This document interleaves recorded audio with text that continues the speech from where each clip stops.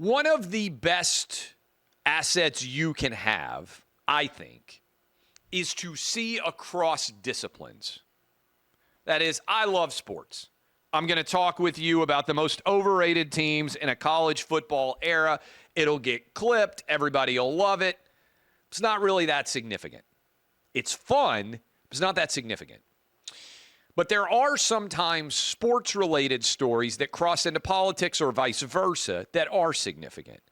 And I thought about this morning that issue. For those of you who don't know my history, I started doing spoken word out of written word. I started as a writer. The very first weekly radio bit that I've ever had is with my buddy Lance Taylor down in Birmingham. He was on a station called Jocks, where Paul Feinbaum was on. They were the midday show leading into Paul Feinbaum. And I started going on with Lance back in 2006. Never been paid. Now he does a show with Jim Dunaway and Ryan Brown. They have a great show. And I've been on with LT for nearly 20 years now, weekly. Gone on as a guest. A lot of you in Birmingham area listening to me right now, it's probably the first time you ever heard my voice. Now, by the way, we've got the number one radio show in Birmingham. It's Clay and Buck Show. Not even a sports show, at least not when it's football season. We do really well down there. Appreciate all of you.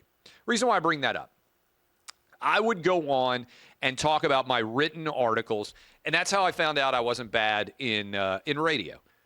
And then eventually I started doing local sports talk radio, middays, and then prime time, in the drive time in the evenings. And then I started doing a national sports talk radio show. That's how I ended up looking at you right now, founding OutKick, all those things. Okay.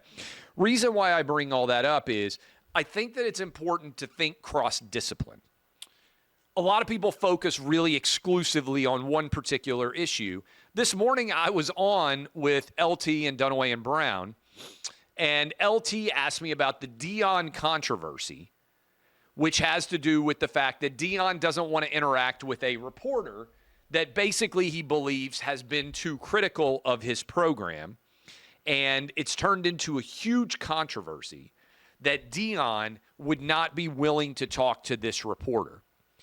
And when they asked me about it, I couldn't help but make the immediate connection and think, boy, this is really funny, isn't it?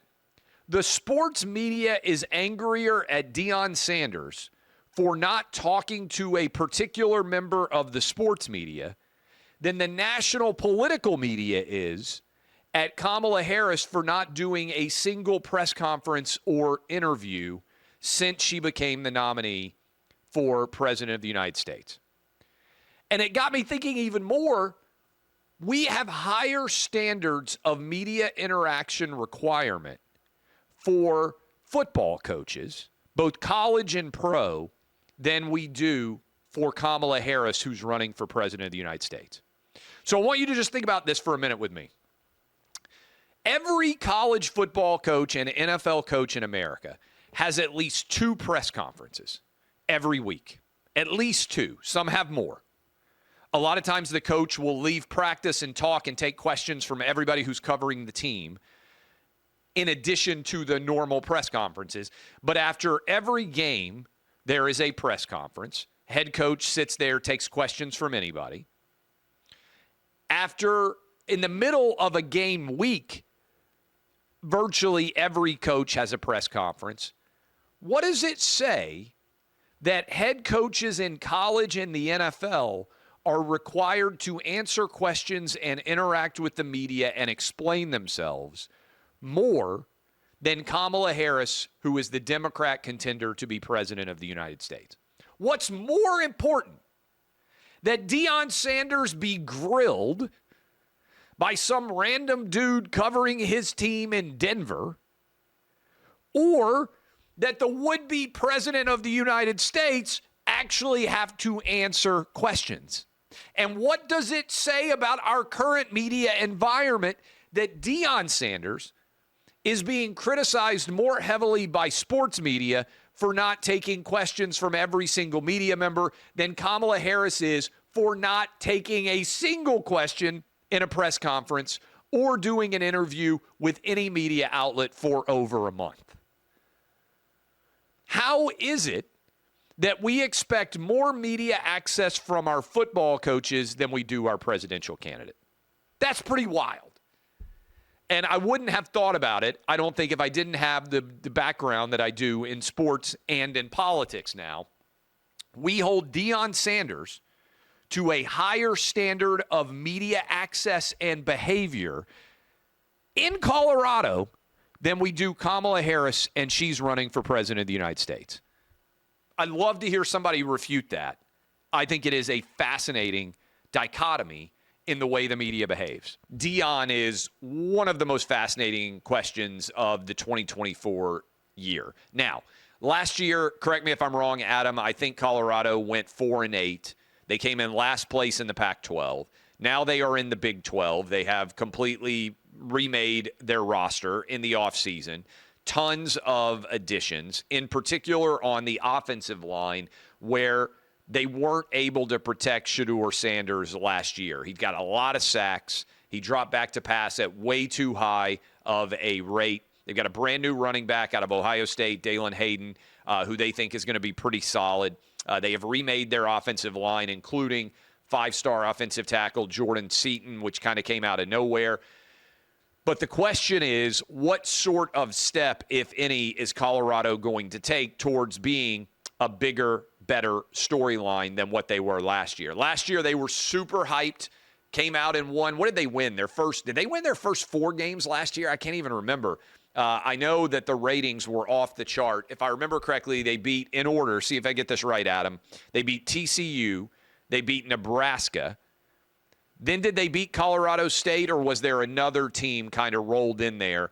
And then they basically fell apart and lost everything in the Pac-12, including pretty staggering loss to Stanford, where if I remember correctly, they were up like 29-0 and found a way to lose that football game. A lot of people believe that Deion is going to leave after this year because Shiloh, his son in the secondary, and Shedeur, his quarterback, both of his sons, are not going to be back next year.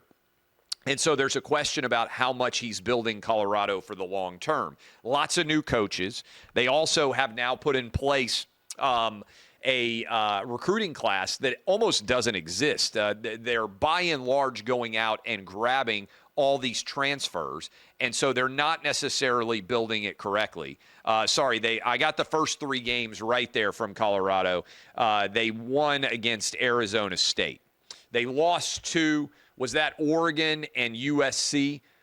Is that the first 5 games? And then they beat Arizona State, and then they lost the rest of the games that year. Again, this is off the top of my head. That's what I recall last year as a college football fan. Adam will check me and let me know if that's right. That is right. That's the way the season went. They finished with a disastrous last-place record in the Pac-12. I think they get North Dakota State, although I think, again, that line tells you, hey, North Dakota State's really good. And North Dakota State is not going out to Boulder to play in a game against Colorado and try to just keep it close or try to just score a couple of touchdowns. The reason why I'm taking Shedeur Sanders to throw for more than 304 and 304.5 yards passing is because I don't think that they are going to blow out North Dakota State and be able to pull Shedeur Sanders and play a lot of backups. I think they're going to be in a track meet.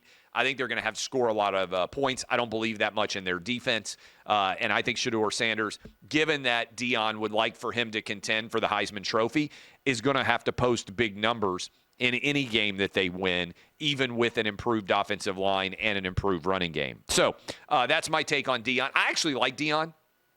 I've liked Deion my whole life. I respected him when he played for the Atlanta Braves and when he played for the Atlanta Falcons. I like his confidence. I like his brashness. I like his swagger. But now in year 2 is when that has to translate into on-field wins. What do I mean by that? I judge a coach by his performance in year 2. A lot of times in year 1, if you have the right coach, you get a sign.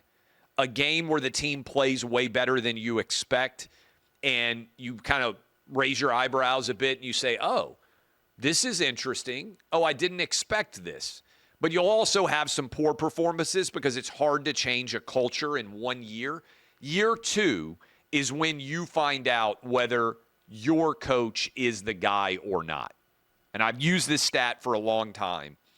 No SEC champion coach has ever won the SEC championship without winning at least 9 games by year 2. Think about how wild that is.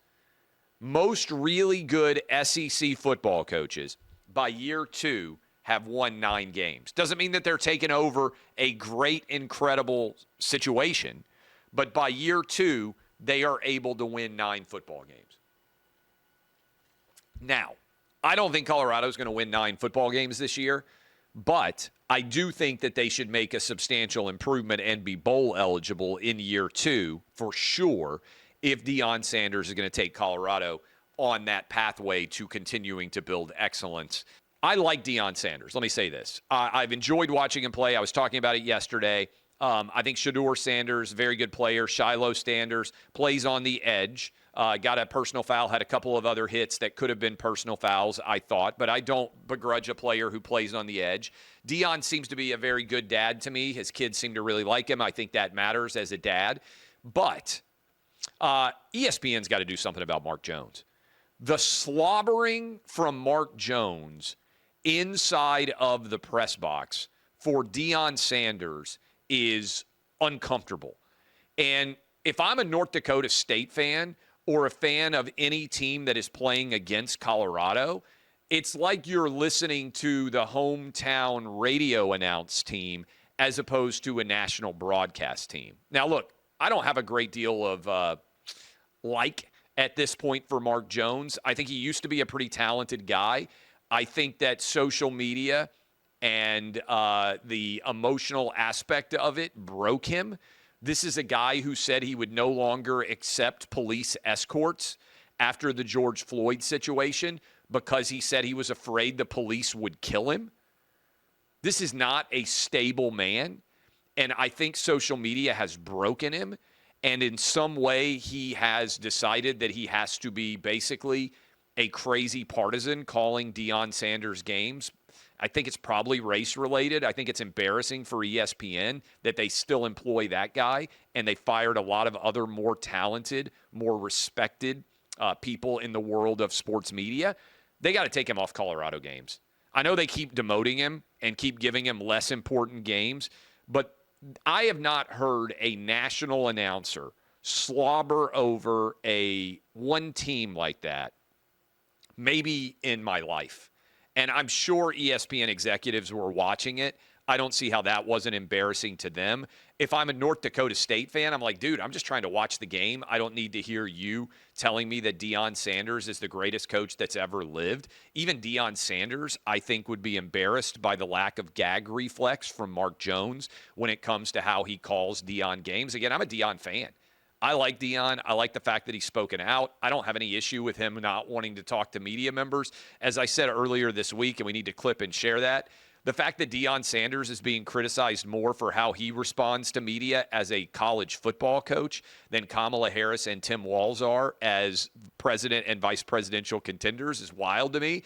The sports media is angrier at Deion Sanders over his behavior on interviews and his press conferences than they are with the fact that Kamala and Walz won't talk to anyone, which I think is funny. So I'm on Deion's side here. I don't know why he needs to talk to anybody that he doesn't need to talk to, doesn't want to talk to. He's going to be judged by wins and losses on the field.